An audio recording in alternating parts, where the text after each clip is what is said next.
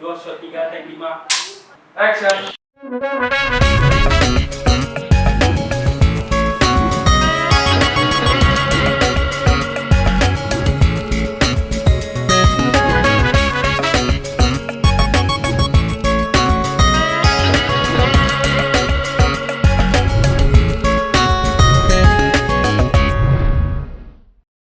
Halo, berjumpa kembali bersama saya dalam video pembelajaran pertama teknik pengelolaan audio dan video.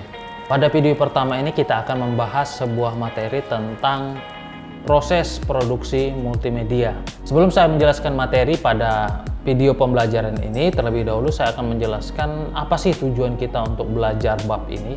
Tujuan pembelajaran kita adalah yang pertama, diharapkan setelah kalian belajar bab ini, kalian dapat menjelaskan alur dari proses produksi multimedia, atau kalian dapat menjelaskan konsep dasar dari produksi multimedia itu seperti apa. Kemudian kalian dapat mengidentifikasi tahapan-tahapan apa saja yang dilakukan dalam sebuah proses produksi multimedia.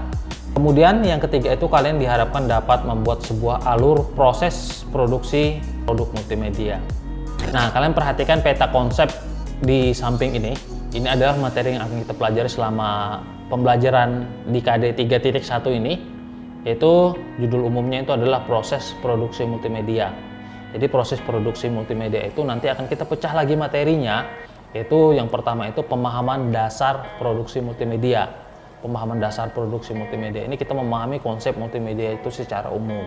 Jadi multimedia itu apa? Multimedia itu dibuat untuk apa? Tujuannya untuk apa dibuat? Kemudian tujuannya untuk apa sih kita harus membuat multimedia itu, harus ada langkah-langkahnya, harus terstruktur, tujuannya untuk apa. Nah itu. Kemudian di bawahnya itu ada pra-production. Pra-production ini sudah masuk dalam tahapan produksi multimedia yang pertama, tahapan yang paling awal. Kemudian kita akan masuk ke proses yang kedua, itu production atau produksi multimedianya itu sendiri. Kemudian yang ketiga itu adalah tahapan pasca produksi multimedia. Nah, tahapan-tahapan inilah yang nanti akan kita selalu lewati pada saat kita ingin membuat sebuah produk multimedia, baik itu video, baik itu gambar, ya, baik itu desain grafis atau gambar desain grafis, atau kita bikin produk multimedia apa saja, itu kita harus melewati tahapan-tahapan ini. Ada tahapan pra-production, kemudian ada tahapan production, kemudian ada tahapan pasca production. Nah, sadar atau tidak sadar, pada saat ini kita berada di era di mana teknologi-teknologi digital itu dilahirkan. Bukan tanpa alasan teknologi-teknologi ini dilahirkan atau diciptakan atau dibuat manusia. Tujuan utamanya itu adalah untuk mempermudah pekerjaan kita. Komputer, internet, email, itu merupakan penemuan-penemuan besar manusia yang pada saat ini secara tidak langsung itu berdampak banyak dalam kehidupan kita, khususnya pada saat pandemi seperti ini.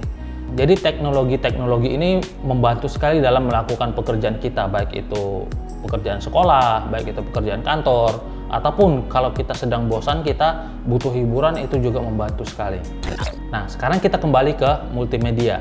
Multimedia itu merupakan penggunaan komputer untuk menyajikan dan menggabungkan teks, suara, gambar, animasi, dan video dengan alat bantu atau disebut dengan tools, dan koneksi atau disebut dengan link.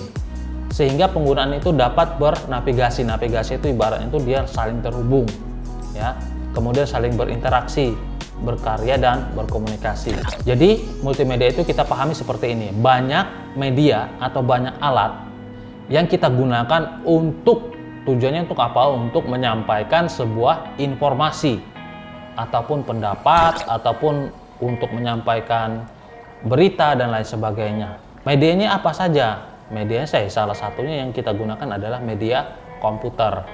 Nah, untuk menyampaikan informasi melalui media komputer itu caranya seperti apa? Contohnya, kita menyampaikan informasi melalui email, melalui video conference, ya, kemudian melalui pesan suara, kemudian melalui iklan, melalui video. Itu adalah salah satu contohnya.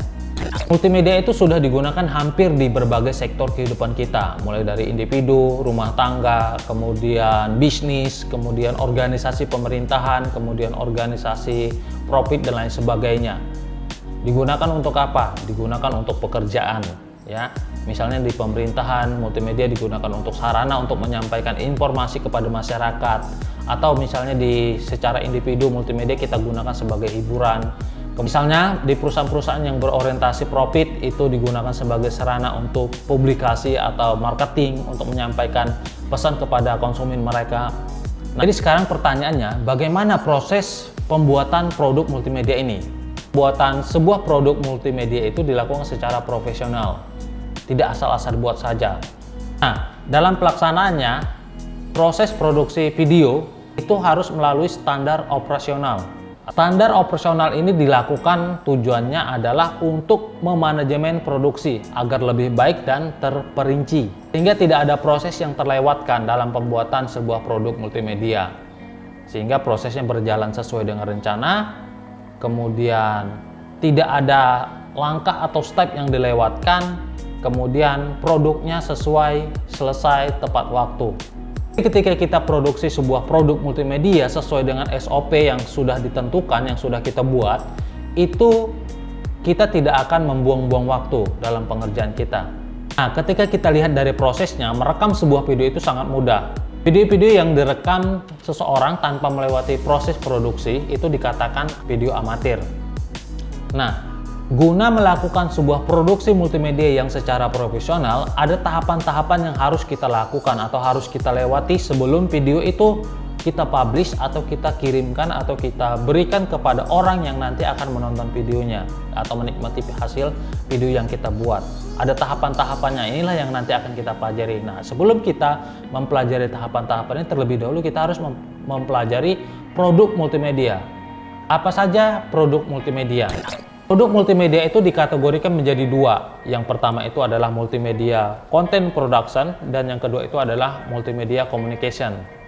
Oke, kita lihat yang pertama, multimedia content production.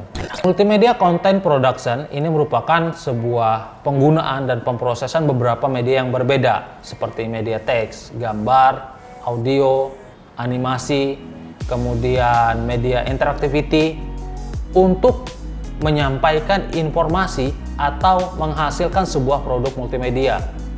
Produk multimedia itu apa saja? Contohnya film, kemudian musik, kemudian video klip, kemudian game, kemudian aplikasi pembelajaran interaktif dan lain sebagainya. Kemudian produk multimedia yang kedua adalah multimedia communication. Multimedia communication ini biasanya menggunakan media massa. Media massa itu apa? Seperti televisi, media radio, kemudian media cetak, kemudian media internet. Tujuannya untuk apa? Tujuannya adalah untuk mempublikasikan atau menyiarkan atau menyampaikan atau mengkomunikasikan suatu informasi. Informasi itu bisa berupa advertising, kemudian bisa berupa edukasi, bisa berupa news, berita, ya, bisa berupa entertainment dan lain-lain. Nah, sekarang kita akan membahas proses produksi multimedia. Di awal video tadi saya sudah jelaskan ada 3 tahapan proses produksi multimedia. Yang pertama itu adalah pra-production, yang kedua itu production, kemudian yang ketiga itu adalah pasca production. Kita akan melihat satu persatu tahapan-tahapan ini. Yang pertama adalah pra-production. Pra-production ini identik dengan tahapan perencanaan. Secara umum tahapan pra-production ini merupakan tahapan persiapan kita sebelum kita memulai proses produksi film atau video kita. Intinya, tujuan dari pra-production ini adalah mempersiapkan segala sesuatunya agar proses produksi itu dapat berjalan sesuai dengan konsep dan menghasilkan suatu karya digital video sesuai dengan yang kita harapkan. Jadi proses pembuatan video kita itu bisa cepat dan sesuai dengan perencanaan yang kita rencanakan. Nah, sekarang perhatikan, ini adalah kegiatan-kegiatan yang akan kita lakukan pada saat kita berada di tahapan pra-production. Yang pertama itu adalah pencarian dan menemukan ide. Yang kedua itu adalah pembuatan sinopsis, treatment, storyboard, dan syuting script. Yang ketiga adalah istilah-istilah pengambilan gambar dalam produksi video. Nah, ini sebenarnya di pengetahuan aja. Jadi istilah-istilahnya contohnya, misalnya kita mau ambil setengah badan, itu istilahnya. Kemudian yang keempat itu adalah perencanaan produksi. Kita merencanakan tahapan produksi kita. Misalnya kita syuting film ini selama waktunya berapa lama. Biaya yang kita butuhkan itu berapa banyak. Kemudian tenaga atau sumber daya manusia yang kita butuhkan berapa banyak untuk kita membuat syuting video ini. Yang kelima itu adalah persiapan produksi. Persiapan ini adalah kita sudah mempersiapkan segala sesuatu yang kita ingin pakai atau kita butuhkan dalam proses produksi kita nanti. Contohnya kita membutuhkan kamera, kita persiapkan kamera, kemudian lighting, kemudian kru dan lain sebagainya. Tempatnya kita harus persiapkan. Semuanya itu sudah kita persiapkan dengan baik. Oke, tahapan yang kedua itu adalah produksi multimedia. Tahapan produksi multimedia ini identik dengan tahapan untuk mewujudkan semua langkah yang ada di tahapan pra-production tadi. Di tahapan produksi ini, tim produksi video biasanya itu dipimpin oleh seorang sutradara. Nah, sutradara inilah yang mempunyai peran untuk bertanggung jawab terhadap berjalannya produksi video yang sedang kita kerjakan. Biasanya sutradara ini dibantu beberapa asisten untuk membantu kelancaran produksi video yang sedang berlangsung. Salah satu yang perlu dicermati dalam tahapan produksi ini adalah ketika pengambilan gambar, yaitu kita harus mencatat adegan-adegan atau scene-scene yang akan kita rekam. Salah satu hal yang perlu kita cermati pada tahapan produksi ini adalah dalam tahapan pengambilan gambar, yaitu kita harus mencatat adegan, shoot atau scene yang sudah diambil oleh kameramen. Teknik pencatatan ini dinamakan kamera logging. Proses pencatatan ini digunakan untuk menghindari adegan atau scene yang terlewatkan pada saat pengambilan gambar, sehingga pelaksanaan produksi kita itu berjalan dengan lancar. Karena ketika ada pengambilan gambar yang terlewatkan, otomatis kita harus mengambil gambar ulang. Nah, ketika kita akan mengambil gambar ulang, ini akan berpengaruh kepada perencanaan yang sudah kita susun tadi di tahapan yang awal. Nah, ketika kita melakukan pengambilan gambar ulang, secara otomatis kita akan mengadakan penambahan dana, penambahan biaya dalam proses produksi kita. Nah, ini akan sangat membuang-buang waktu dan sangat boros. Ketidakcermatan dalam pencatatan pengambilan gambar ini menjadi kesalahan yang sangat fatal ketika produksi video kita itu berkaitan dengan adegan atau sebuah peristiwa yang tidak bisa diulang. Contohnya acara pernikahan, kemudian momen-momen acara perusahaan dan lain sebagainya, event-event tertentu yang tidak bisa diulang adegannya atau kegiatannya. Maka daripada itu sangat penting sekali melakukan pengecekan daftar pengambilan gambar dan sesuaikan dengan syuting atau skrip yang sudah kita buat pada saat perencanaan. Praproduksi dan proses produksi itu harus berjalan satu jalur. Ya, jadi kamu harus rencanakan dulu proses produksi kamu, kemudian pada saat tahapan produksinya, kamu harus lakukan sesuai dengan apa yang kamu rencanakan di awal. Tahapan yang terakhir dalam proses produksi multimedia itu adalah pasca production.